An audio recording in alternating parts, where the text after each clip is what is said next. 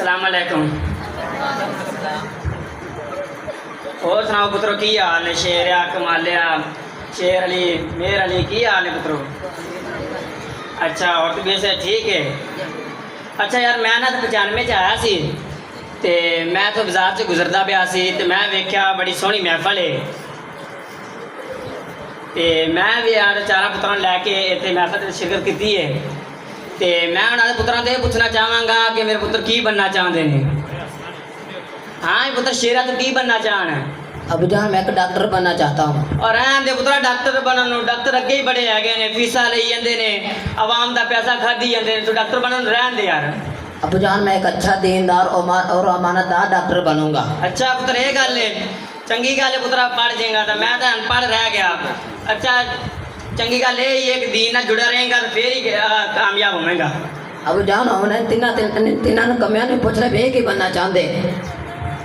ہاں بھی پتر کمالیا کی حال ہے؟ ابو میں ٹھیک.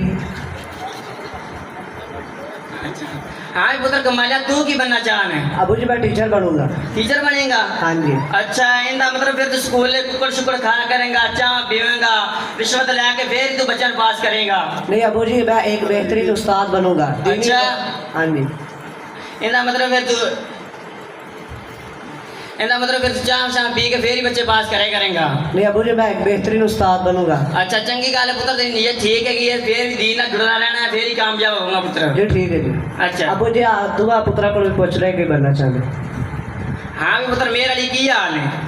ابا ٹھیک تو سنا. اچھا اچھا پتر تو کی بننا چاہنا ہے؟ ابا میں کسان بنا گا. جی یا پترا تو میرے سے گیا ہے یار. اچھا کسان کیوں بنے گا؟ ابا میں تیرے طرح تیرے نقشے قدم سے چلاں گا. اچھا میرے نقشے قدم سے کیوں چلے گا؟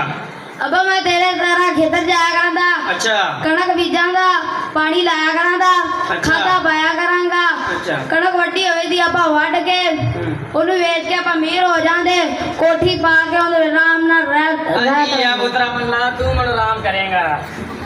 ابا ہن شیر علی موٹے کو پوچھ اے کی بنے گا؟ ہاں بھی شیر علی موٹیا تو دس تو کی بنے گا؟ میں ابو جی مولوی بنوں گا. اچھا تو مولوی بنے گا؟ جی. اچھا مولوی بننے واسطے تعلیم کتنے حاصل کریں گا؟ میں جامعہ حیات القرآن میں تعلیم حاصل کروں گا. پتر وہ کتنے ہے گیا جامعہ حیات القرآن؟ ابو جی 95 بھی تھنام دیا روڈ آری والا میں ہے. اچھا کس چیز کی پتر تعلیم حاصل کریں گا تم؟ ابو جی میں قرآن اور حدیث کی تعلیم حاصل کروں گا. اچھا اچھا پھر تعلیم قرآن کی حاصل کریں گا تم؟ ہاں جی. اچھا جامعہ حیات القرآن ہے کتنے؟ 95 بھی تھنام دیا روڈ آری والا میں. اچھا تے اس استاد کا کی حساب کتاب ہے؟ استاد کس طرح نظام کس طرح رہ گیا اس کا؟ بہت ہی اچھا نظام ہے اور وہاں کے جو اساتذہ ہیں وہ بہت ہی اچھے محنتی اور مشفق اساتذہ ہیں اور جو خصوصاً جو ناظم صاحب ہیں وہ بہت ہی اچھے اساتذہ ہیں.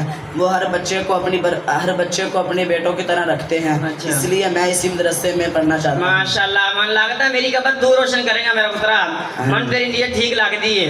ہاں بھی میری سنو گل سارے تین پتر تسی جنہ بھی ہو سکے نا ان دے خرچہ پانی کا انتظام تسی کرنا ہے. ٹھیک ہے چلنا میں یار. السلام علیکم.